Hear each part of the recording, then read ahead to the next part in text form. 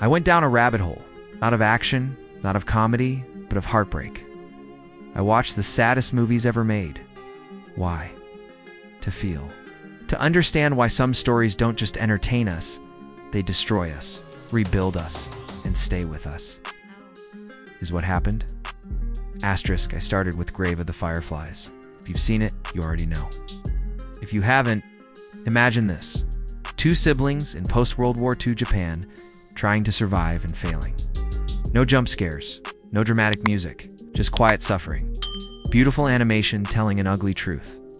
I cried within the first 10 minutes. I paused the movie halfway. Not because I was bored, but because I couldn't handle it.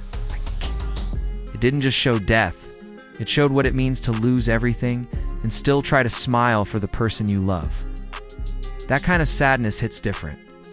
It taught me that heartbreak isn't about what you lose, it's about who you couldn't save. Asterisk, then I watched Schindler's List.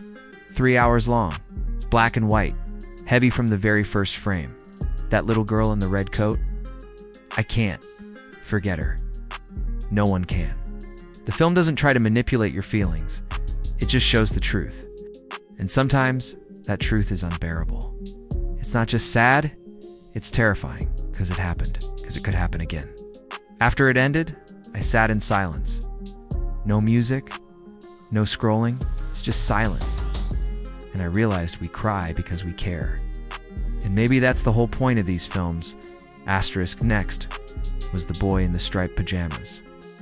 I thought I knew where it was going. I didn't. The ending came like a punch to the stomach. 2 boys, one in, one outside the concentration camp, united in the worst possible way.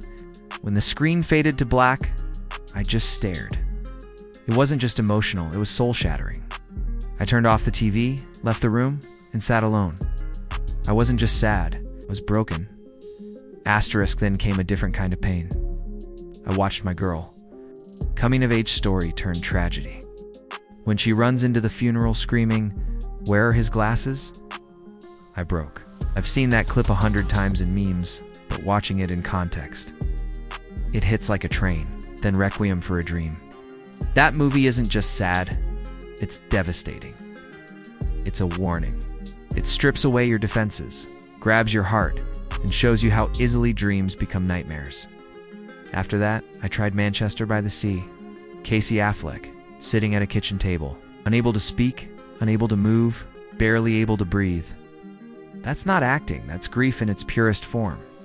Asterisk, each movie showed a different kind of sadness. Sadness of losing someone, the sadness of losing yourself, the sadness of guilt, the deepest one, the sadness of what could have. Ben, there were times I wanted to stop, times I asked myself, why am I doing this? Why am I willingly walking into pain over and over again? But then something happened. I started to understand something. Sad movies don't just make you cry, they make you feel alive. They remind you that you're human. And in a world where everything is fast, loud, and fake, that's rare. Asterisk, there was a moment I'll never forget. Watching The Pursuit of Happyness. A father and son sleeping in a subway bathroom, door locked, holding each other, just trying to survive another night. It hurts to watch. But when he finally gets that job, when he walks out onto the street with tears in his eyes, I wept. But this time, not out of sadness, out of relief, out of joy. That's the secret these films share. They hurt you so they can heal you, show you the worst so you can appreciate the best. Asterisk. So what happened after watching the saddest movies ever made? I cried, I questioned everything. I hugged the people I love. I realized how fragile life is and how powerful stories can be. It reminded me that sadness isn't weakness. It's a sign we care. It's a sign we love. Maybe, just maybe. That's what we're really here to do. Asterisk, if you've ever cried over a movie, felt haunted by a scene, or found hope in a tragedy, you're not alone. Let me know in the comments, what's the saddest movie you've ever seen? Don't forget to like, subscribe, and share this video with someone who needs a good cry or a good story.